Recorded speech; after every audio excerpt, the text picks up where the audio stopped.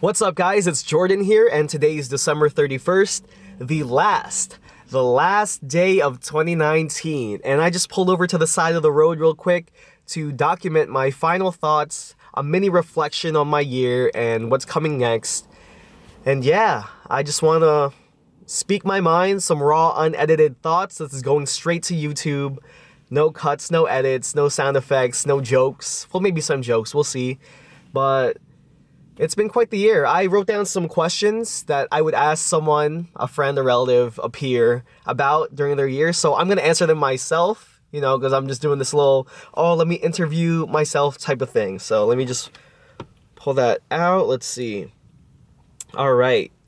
So what is one thing you've worked on or tried to improve in 2019? So for me, I think one thing that really comes to mind first is... Wait, it's not coming to mind yet. Let me gather my thoughts. Just kind of really being aware of how the environment affects me. And that just doesn't include my physical environment, but also my social relationships, the people that I see, the people I spend my time with the most. And this year has been unique for me because I graduated college for half of this year, and the other half I've been out of college, not currently in school.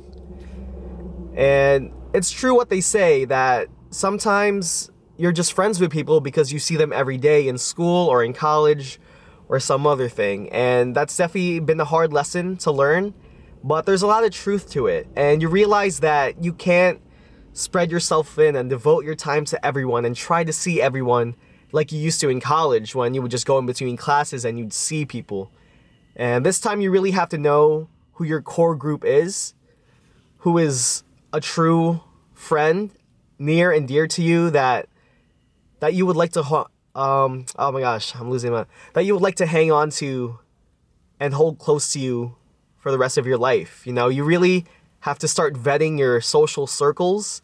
And that doesn't mean you're cutting off friends and never talking to them again. Of course, if I ran into the people I knew, the people I know, I would still catch up with them and see how their lives are like. But I think it's just the conscious act of seeing them and, making some social circles priority because they make you better.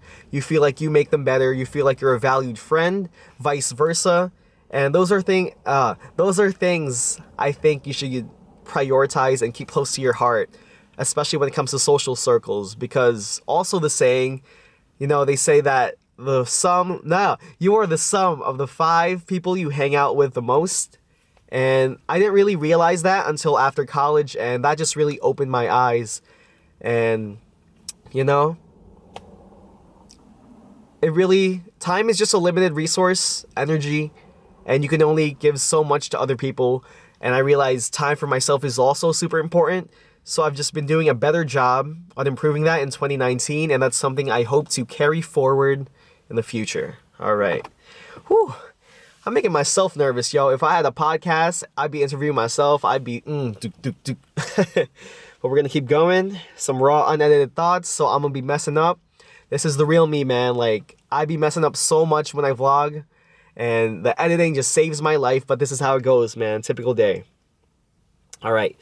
Next question. What is something in 2019 that didn't go as planned, and how did that end up?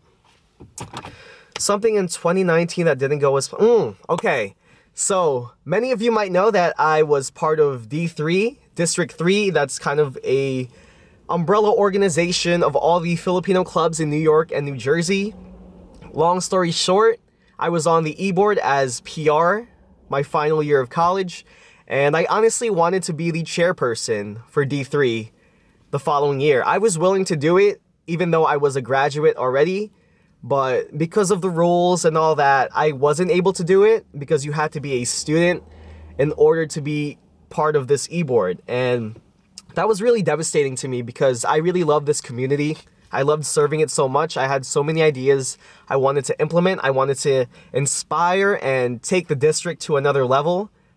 But also, I'm very grateful that I didn't get that opportunity because honestly, being on D3, especially that one year I was PR, I could see all the work and time devoted to running the organization properly and making sure that everything's delivered, and just, you just have to be devoted to something you love. And I think that's something I just had to let go of, because again, coming back to the limited resources of time and energy, you can only give so much and have time for yourself, for your family, for other obligations.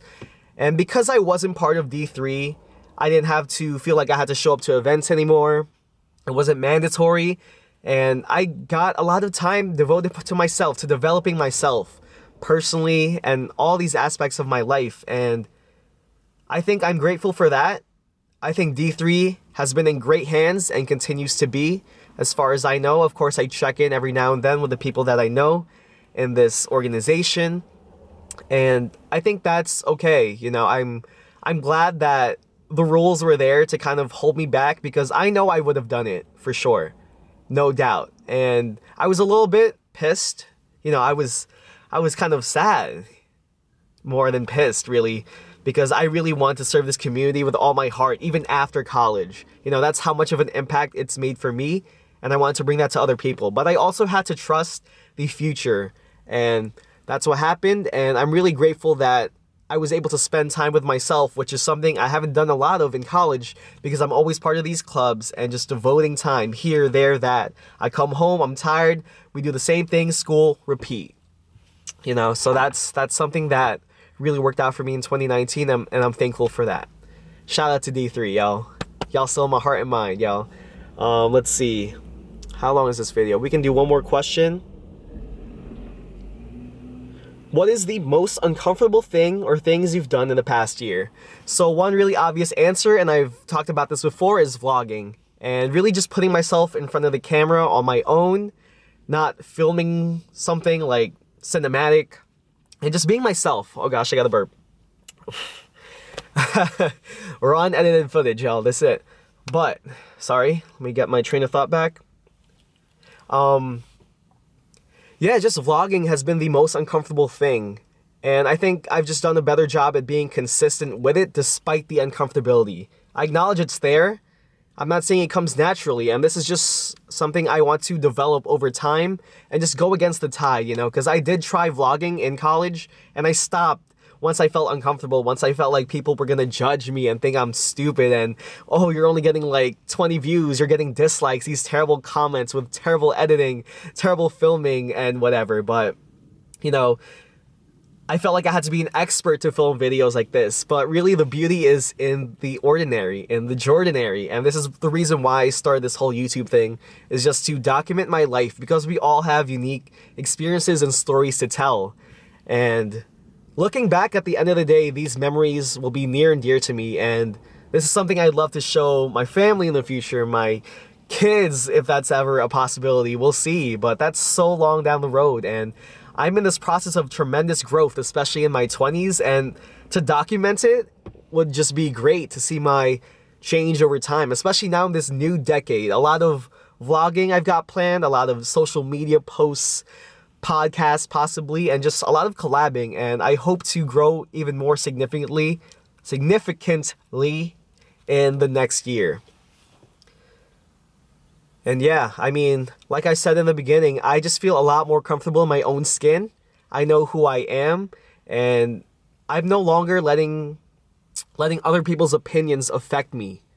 I'm still working on it, so I'll say not affect me as much, but it's been a lot of growth, and just not being affected emotionally and letting it influence the way I conduct my life, by all the negativity and all the comments and what people think. At the end of the day, I'm working on myself, and sometimes we lose view of that. We have our bad days, even the best have their bad days, and that's okay. But because I've become more aware of it, I think that's done tremendous things for me. It's really gotten me so far, and now I'm on like my 20 plus vlog, and I just can't believe I started in July, and now it's about to be 2020, and I hope to go through a full year. And, I'm really happy with the work I've done and the progress I've made, small increments, and here we are today. And this video is getting a little too long. I did have some more questions, but I have a lot more planned for 2020. Starting tomorrow, I'm gonna post a video again, and I'm going to tell you more about that. So to everyone out there watching, thank you for listening to me. I appreciate the time to watch this video, and for all of you guys who have watched my previous videos and traveling with me and just watching me make a fool of myself and spread my jokes, because you know that's just who I am, my puns. Thank you so much for your support. I really thank you so much. It's just been the beginning of this vlogging journey. I'm so young. I'm such a neophyte. I'm an amateur, but I'm continuing at it. I want to be consistent. I want to take it to the next level. I want to experiment with different things because we're still in the exploration part, and I just love exploring and trying different things until I find what clicks with me the most, where this channel will go for sure. And what about you guys? What would your answers be to those questions that I asked? I'm gonna leave them in the description below. Feel free to comment or even just hit me up personally. I would love to pick your brain or discuss or help you reflect on your own 2019, on your own life and where it's going next. So thank you so much. This is the Jordinary Life. Stay tuned for more content this 2020, especially in January. Hint, hint, we got a lot coming, and I'll explain more in future videos. So thank you, Happy New Year, and I'll see you in 2020.